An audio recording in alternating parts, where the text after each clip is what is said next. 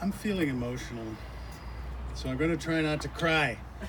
If any of you cry, please just look down because it's going to be contagious. Thanks for coming today, everyone. It's an honor to host you all. So many friends who have made up our family's history all crammed into our backyard drinking. I'm going to speak about my mother, Kay Fenn, and then my much younger sister, Annie. We'll cover our dad, Victor.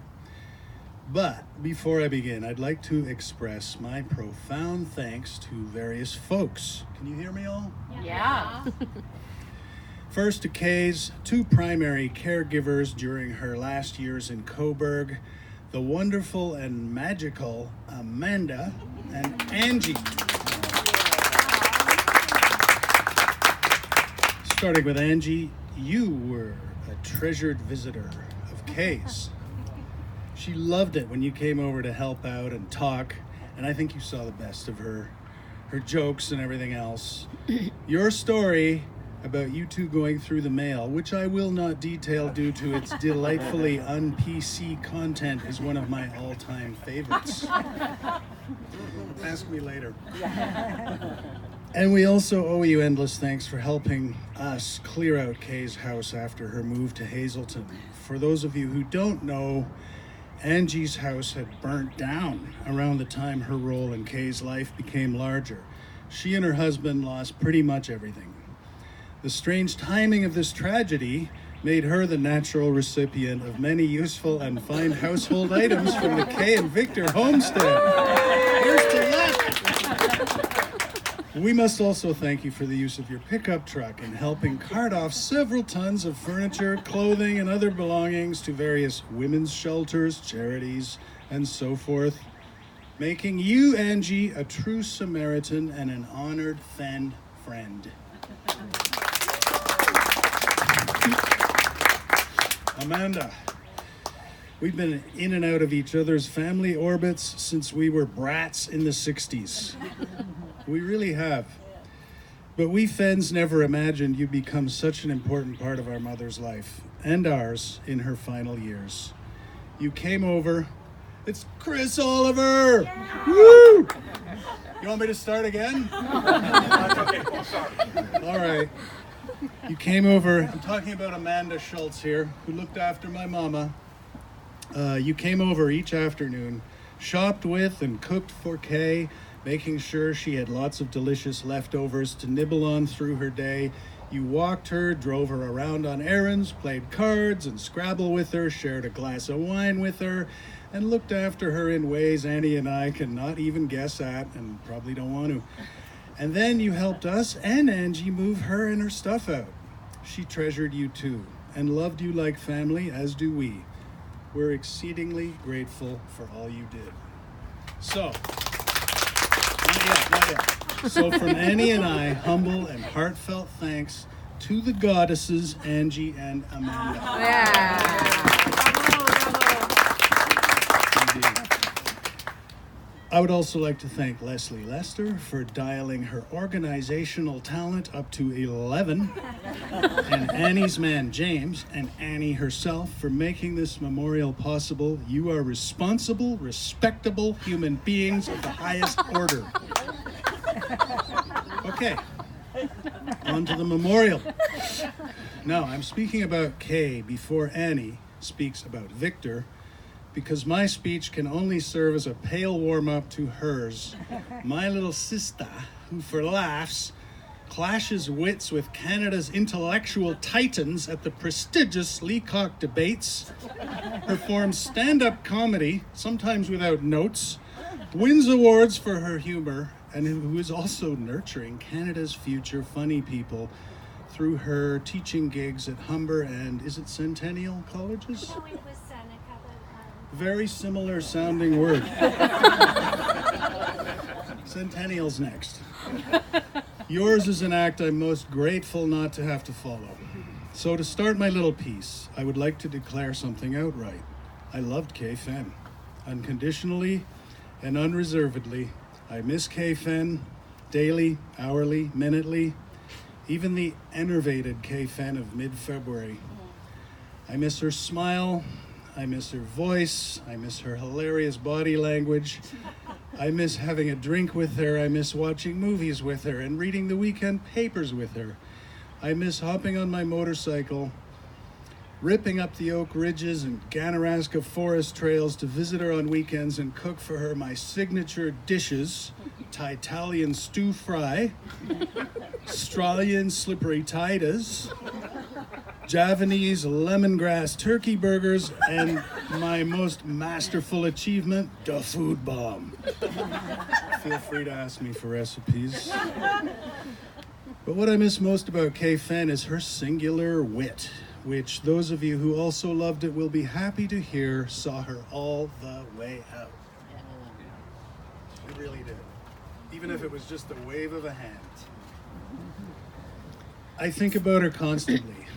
It makes me feel warm inside, not sad at all. I have artifacts to remind me of her scattered throughout my life. From the fat, ugly coffee cups Anne hates that I snagged 2 of from the 1-800-GOT-JUNK guys at the last second, to the watch that she still wore on her deathbed, to her photos on my walls, computer, and phone. Of course, I love Kay Fenn because she was my mother, but also because she was an able and willing goofball. A charming hostess, an exceptional chef, and a friend to so many, always without being fake or phoning it in or otherwise appearing half-hearted. I have to swallow. I don't want to drown this mic. She could also be a badass, but usually in a polite way. She automatically saw through and would cut through your BS as easily as falling off a log. But she would not aim to hurt your feelings in the process. That was part of her art, one of many subtle reveals of her class. And being a class act, by occasionally demonstrating that one has a measure of it, was a bigger thing to people of her generation than to subsequent ones. While she enjoyed the many pleasures of life in which she and Victor managed to indulge, neither of them ever lorded it over others. She always said that when it came to others, manners mattered above all. And I'm delighted to report that this did eventually sink in with me about 3 years ago. Her class was perhaps most evident in her fashion sense. For example, she single-handedly founded the muumuu age in the late 1960s. She had muumuu in gold filigree, olive green, and of course beige, her signature color. She also had several outstanding and complex designs from Merimeko, enabling her to happily combine her Finnish heritage with her muumuu mission statement. But Kay Fenn also knew when the muumuu's time was up. She understood that she who hesitated would be lost, effortlessly sensing when it was time to head over to miniskirts, then maxis, then pantsuits, then circle back to dresses, and finally to simple black pants with stylish jackets and those smart, colorful cotton blouses that somehow never needed ironing, which she wore till death did she depart. Am I wrong? Her way of outfitting a house was a class act as well. She even managed to incorporate Victor's unusual British-influenced design sensibilities, giant portraits of cat heads, the 5-foot-wide purple diamond, ancient maps, and old Singaporean and Malayan tourism posters, all in ways that didn't clash with her eclectic sophistication. She put them in his office and upstairs where no one could see them. Mind you, she did grant him a slice of the Bayeux tapestry over the living room sofa. But that was her class in play. She knew when to back off and let Victor have his way. Don't stop. Keeping your speed. I will. I got on well with my mom. I don't think she and I ever had an argument that lasted more than a few minutes. And I never thought of that till recently. She was admirably tolerant of me and my 1 or 2 flaws. Most notably, during my teenage epic. This could not so easily be said of Victor Fenn. who, for example, took days to forgive me for accidentally nearly shooting a policeman through the head with my high-powered, scope-equipped, assassin-ready pellet rifle. Actually, it was Peter Doig who pulled the trigger. And in the interests of pre-clearing his still untarnished name, he was aiming for a piece of cardboard on the road from my bedroom window. Not Pete's fault the off-duty cop happened to be out riding his bike on a nice Saturday afternoon right through Pete's line of fire, or that the pellet was so close the officer heard it whiz past his ear, or that he went around the block, spotted us still shooting out the third-floor window, and had 4 bright yellow squad cars parked in front of the house in a tactical star formation minutes later. My dad's arrival home from an outing the moment the last cop car arrived was my bad luck. I took the full Victor Fenn hit on that one.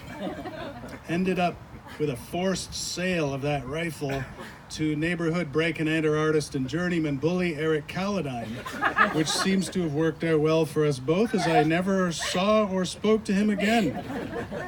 And I claimed absolution by donating the proceeds of that sale to charity, as per Victor's request/demand. Kay, meanwhile, was oblivious to all of this going on, sitting in the backyard with her friends playing backgammon in a comfortable muumuu. When she found out what she'd done, she pretended to be upset in front of Victor. But she told me later she thought it was pretty funny. Imagining Victor arriving home to all those cops, Pete Doig, a rifle, and me. She always saw the comedy. You're killing me, Polly. Okay, take a breath. And I will too. Oh my God. Though she might agree that I never stayed mad at her for long, were she here to do so, let it be stated that this was an awful lot to ask of her, given some of the other stuff I put her through. For example, she tolerated 18 weed plants that I secretly grew on the roof, which she found curing in my closet. She did not tell Victor about that. She even tolerated my foray into weed dealing. Yes, I took up felony for a summer job, with Doig as my business partner. Pay attention, Ball family. Kay and Victor had gone out for dinner one night with our neighbors, Sandy and Gordy Ball. R.I.P. Gordy, we miss you. And Pete and I had recently invested our life savings in a ½ kilo of Colombian gold. I believe it cost us $600, which was a lot in those days. After they left the house, we set up shop on the back porch, tearing apart our compressed brick of buttery-smelling buds on the marble dining table, and set to work with a triple beam balance borrowed from our friend Chris P. Bacon, who had borrowed it from the physics lab at Jarvis Collegiate 3 years previous. As we bagged up the weed into quarters, halves, and full OZs, as we called ounces, Kay, Victor, Sandy, and Gordy burst back into the back room, pleasantly inebriated, and came out onto the porch to say hi with our pile there.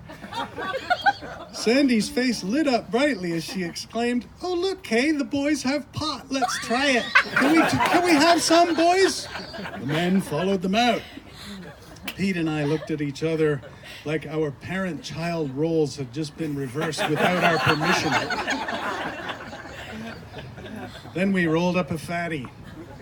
Everyone at that table of 6 got in several good hits.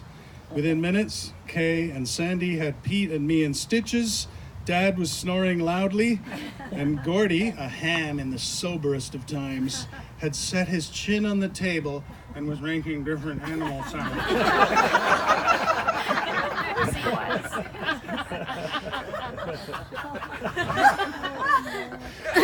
I wish I could remember what they were. Nothing was mentioned of that evening again, even by Victor, who was vehemently anti-narcotics, excluding alcohol, of course. Kay must have spoken to him in my defense. Thank you, Mom. There were other things I did to Kay that I think almost all mothers would have a hard time forgiving. Like forgetting to call her right for a year, or was it 2, from the Alberta oil patch after I left home at 16 in 1977, again with Peter Doig. As I recall I figured instead of phoning home, I'd save the money on the collect call and just hitchhike home and knock on the front door. Kay seemed quite relieved to see me that time. Annie later told me she'd become prone to bursting into tears, calling out, "He's dead! I know he's dead, my only son!" For all she knew, I was a heroin addict lying in some Vancouver alleyway. Sorry again, Mom, that was unforgivable. But forgive me, she most readily did. I vowed never to do that to her again. And this was, in a sense, what led me into the career I have today, that of nationally uncelebrated writer. I work as a copywriter at advertising, an industry no one celebrates except we who toil within it, and we're very pleased with ourselves. I started writing daily in June of 1988 at the age of 28 when I began my 5-year world tour. I had promised Kay that I would write to her and Victor regularly. I was headed to strange lands where long-distance telephony was expensive or impossible. I wrote them many postcards and many letters. The longest was 18 handwritten blue airmail pages, and I filled in many diaries with my adventures as well, all because I love my mother. I may not yet be rich yet, but I make a living selling words, and that is something I don't think either of my parents or my sister ever thought remotely possible, nor did I. Yes, Kay endured a lot from me, yet was always quick to move on and hold no grudges. Being a selfish person myself, I had never really thought about that much until after my dad died, when she and I would sit and talk, and I'd retell our old stories in hopes of re-triggering her fading memory. Many of those stories had the unexpected effect of making me realize what an enormous twit I had been. And this made me vow to change, to evolve into someone of whom she could be proud. I'm going to start tomorrow. Now, let us jump to more recent times. This will be a bit sad. As some of you know, neither Kay nor Annie and I knew that Kay was seriously ill until around Christmas, when she started having breathing problems. Welcome, Amir. Have a seat, get a drink, help yourself. This is Amir. Hello. He fixes my motorcycle, and he's a good drinking buddy. He can drink half a bottle of Bullet with me. Great. Okay. We rushed her to hospital one night, and a day or so later, she was diagnosed with advanced stage breast cancer that had most certainly gone on a rampage throughout her. She may have known and kept it to herself. She may not have known, or just forgot. We'll never know. After the diagnosis, she kept asking me what was wrong with her. Her dementia had wiped out much of her memory, but not her personality at all. I told her once or twice. Then I stopped being descriptive and just said things like, "Well, you're winding down now." She'd chuckle a bit and say, "You're not kidding." Those were tough but tender moments. I had no idea if I was doing the right thing, but it was a reckoning, a real look at what I was made of, and it was something I had not expected. The day Kay died, February 24th, 2019, a Sunday, was one of only a few days I did not get in to visit her in the 3 months since we'd moved her to Toronto. I had thought I was getting a cold and I didn't want to give it to her, and it turned out to be nothing. I was watching TV with Lily. It was around 2 a.m. Yes, we are 24-hour party people. My phone, which I had taken to keeping at my bedside since Kay's health had headed south, started ringing. Lily and I looked at each other before I dared touch it. I hoped it was one of those surreal nuisance calls in Mandarin I'd been getting from Latvia or Angola. Lily whispered, "Oh no." I could tell right away by the voice on the other end that it was one of the sweet Tibetan nurses from the Kensington Gardens nursing home where we had moved Kay only a few weeks earlier. She told me what had happened. By the time she got to the stopped breathing in her sleep part, she was in tears, I was in tears, and Lily was in tears. We got dressed, hopped in the car. It was a hideous February evening, and drove to say our one last goodbye to Kay Fenn. Even though she'd only been in there a short time and could barely stay awake or eat or speak, Kay had somehow won over the entire staff of the place, just as she'd done at the Hazelton residence, where we'd moved her in November from her Coburg house. The Tibetan nurse was there when we arrived around 2:30. She walked us to Kay's room overlooking Major Street. Hello, Becky. Becky lives on Major Street, saying they were genuinely surprised that she died because she'd been quite lively that night, even asking for a beer. I had bought her a 6-pack of Mill Street Organic for health earlier in the week at her request, and they had said that no to that beer because she was on morphine for the pain that had started in those final days. The nurse told me they felt silly now about saying no. It wasn't like it was going to damage her health. Kay would have appreciated that irony. And there lay my mother. Checked out, as she would have put it. 87 years done, about 86 of them pretty well lived. Like Victor, she didn't suffer much. I think she just got bored with a process that was dragging on too long and took over the goddamn controls that night. She was not religious. No one in our family is, on either side, as far back as anyone can remember. But looking at her there, I could see why religion was invented. Where does it all go after death? Where does the sense of humor re-manifest, the wit re-establish, the smile recycle? Is it really just a few trillion cells that just switch off, turn to goo, and that's that? Tough to believe, but science. Anyway, we all had a bit of a cry, and then Lily and I went home, feeling sad but relieved for Kay. So how to celebrate the life of Kay Fenn in a way that captures the essence of her? How about that she embodied all the best qualities of her era, her parents' Finnish culture, and our amazing Canadian culture? The manners, the social graces, the generosity, and the gratefulness for an unexpectedly good life. Why unexpectedly? Because she was born in 1931. She lived through the Great Depression. She appreciated everything she had, hated to waste anything, including Glad twist ties. We found a well-curated collection of those circa 1970s when packing up her house. Her personality demonstrated that its owner had lived through and triumphed over very dark times. I should mention World War II included in those. Her forte, irony, served with a side of gentle sarcasm at no one's expense. The effortless wisecrack, never too cutting, unless directed at a true cretin or a family member acting like one, who nevertheless wouldn't feel its full sting unless he or she really had it coming. That was Kay Fenn. Farewell, Kay Fenn. I hope we can meet up again later in a clean white kitchen, because it's your turn to cook. Kay Fenn.